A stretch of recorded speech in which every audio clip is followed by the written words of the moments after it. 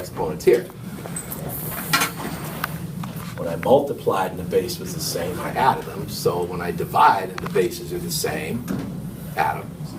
Okay, now, do you know why I wrote the same thing twice?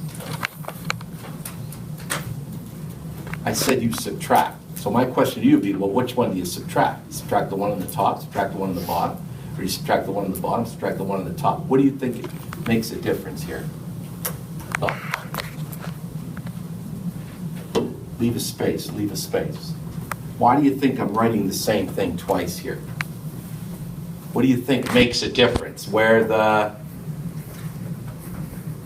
do you think I'm writing it twice? What do you think makes a difference here? Andrew? We do. I'll get to that later. But why do you think I'm writing the same thing twice? See, I'm going to give you what this equals, but I'm going to tell you something about the exponent here. That's why I'm writing it twice. So what do you think makes a difference? Which power is...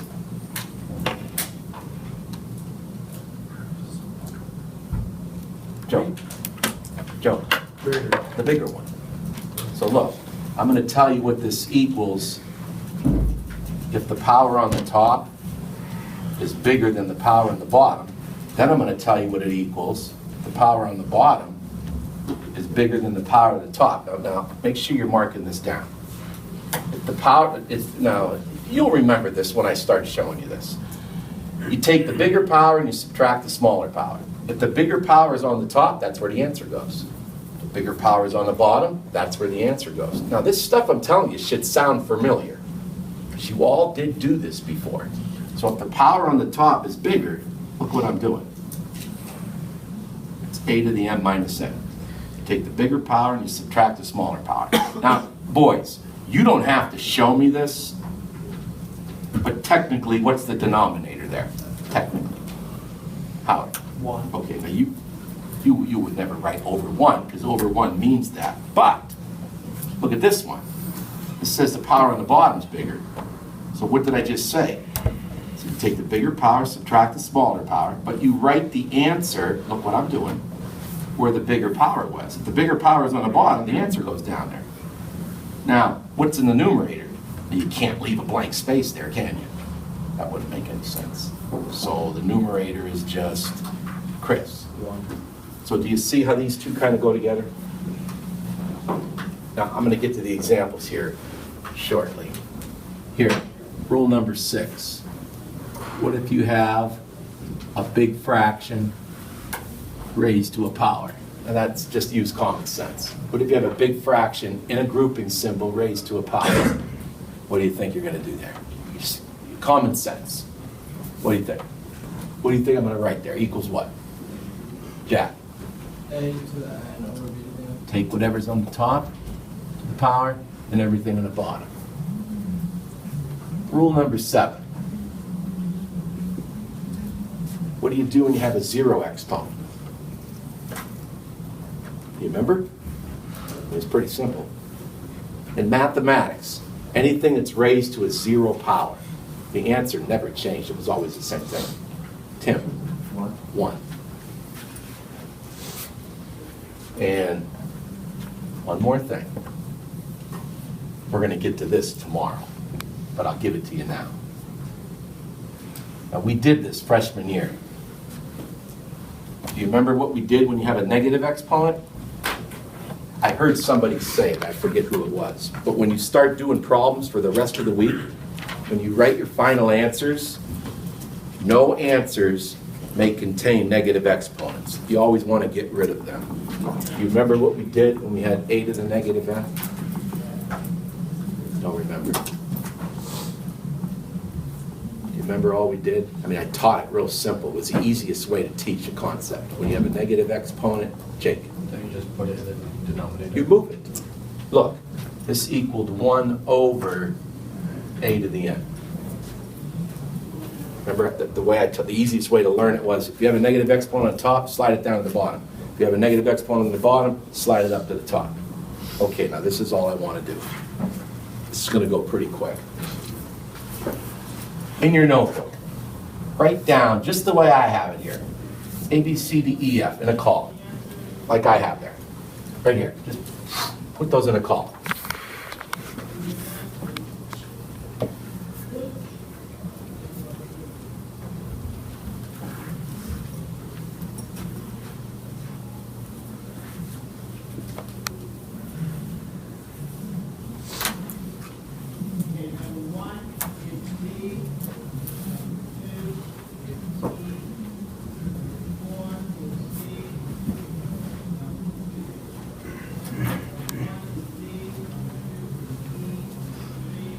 All right, this is going to go pretty quick. You're going to get, what I'm going to give you today, you're going to get it done in class today. All right, you see all these? They all have 0 exponents in them. There's like hardly any work to do. But you got to be careful here. Problem A, come on, this is going to go first. Somebody, give me the answer to problem A. Come on, these are going to be really fast. Rob. 1. Be careful. Somebody, problem B, be careful. Negative m to the 0. You got to follow your rules of order. Order of operations. What's the matter? What do you think the answer to problem B is going to be? Jack, -1. do you all understand why? Order of, there's no grouping symbols, is there? So when there's no grouping symbols, don't you always do exponents first? Then remember, multiply, divide, left to right, add, subtract, left to right. So technically, m to the 0 is 1, and then the opposite of 1 is -1. That's how that answer is -1, because there's no grouping symbols there. But look at problem D. What's the answer to D? Because I have a grouping symbol there. These are really easy, because there's like hardly any word to show. What's the answer to D? Because there's a parenthesis around it. Tim? That's 1, because it's grouped. Anything to the 0 power is 1. What's the answer to C? These are really fast. Ethan? No? I'm sorry. You're okay. -1. 323 to the 0 power is 1. Now, be careful here. See this one here? Now, don't give me the final answer yet. First, tell me what the first line of work is here. Do this and then do that.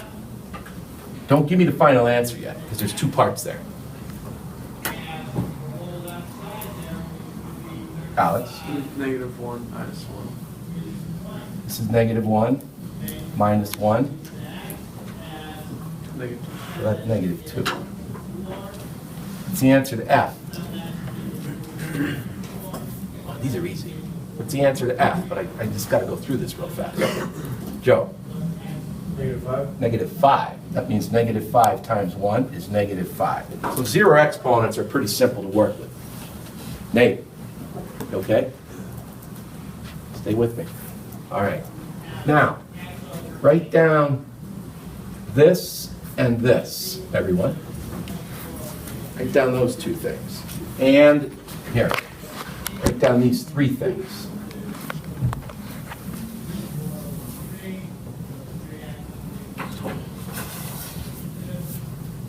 There. Put those 3 start things in a row. Do we need to leave space underneath them? These are 1-step problems. No, you don't. These problems are fast. You're just applying the rules here.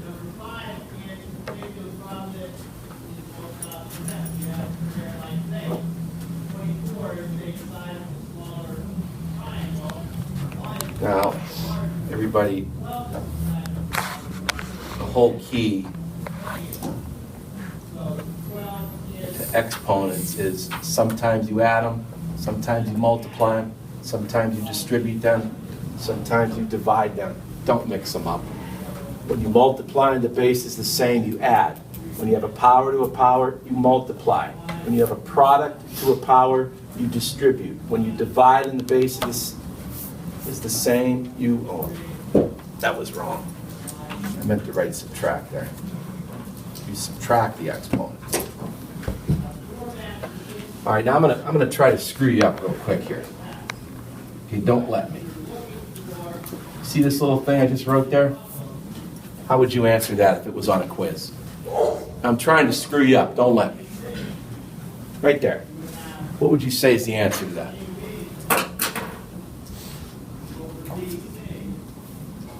You gonna let me screw you up? I'm trying to screw you up, don't let me. David, That is the answer. so you would just say what? Why can't you do anything to that? Rob? The bases are different. Only when they're the same do you add. So what would be the answer to this little thing? Like I said, this is moving really quick. What's the answer to this? M cubed times m to the fifth. Chris, M to the 9th. did you hear that? That's to the first, that accounted. Add exponents, right? That's m to the 9th. Now you see this one here? Isn't this a monomial times a monomial? Remember, if you see a letter with no exponent, you know it's a 1. So negative 2 times 9, that's negative 18. All right, go ahead, finish it, somebody. Multiply the x's, multiply the y's.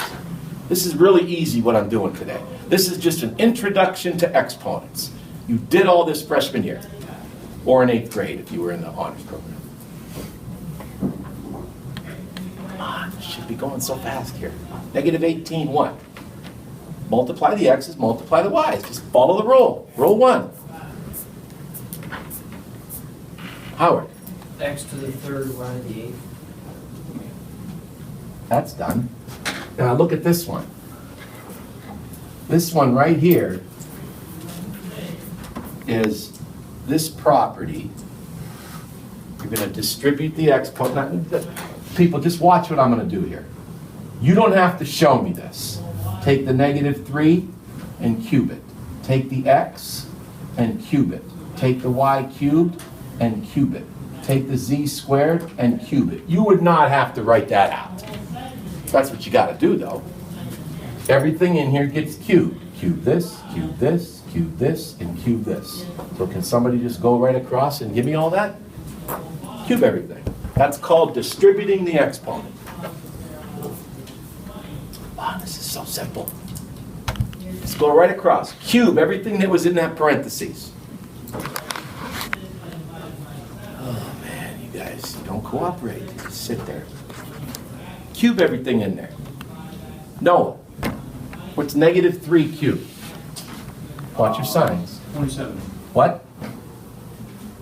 27? What?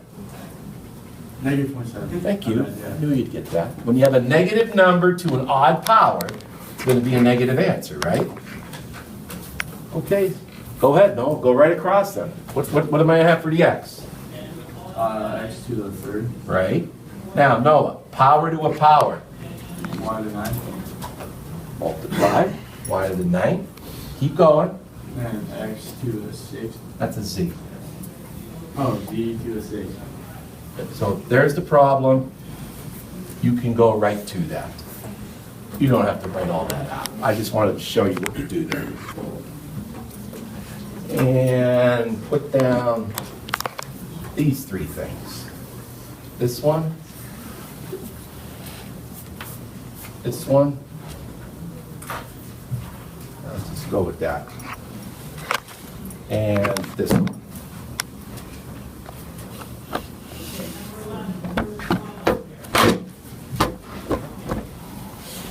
There.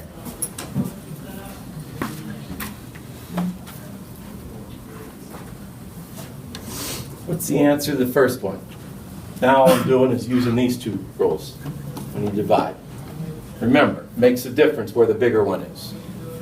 Take this, you subtract the bigger power, subtract the smaller power, and you write the answer where the bigger power is. That's all. That's what 4 and 5 was right here. So what's x to the 8th over x cubed is simply, you're fading on me. Fisher. Are you okay? Yeah. Okay.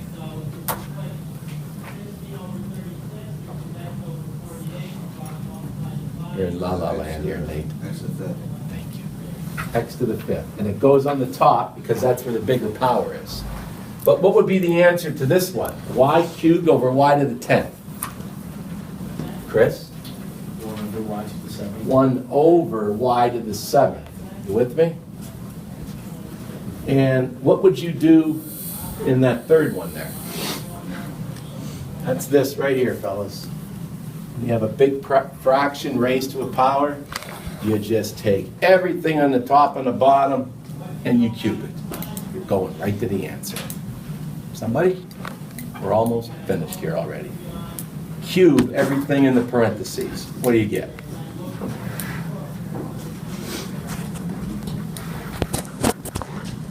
Jack, go ahead. -9. Whoa, whoa, whoa. What's -3 cubed? -27. -27, right? Go ahead, -27, -27, 2 to the 9. 8, that's an 8. 8 and a 9 over Over b to the 12. b to the 12. All right, now. All right, now get your iPad out.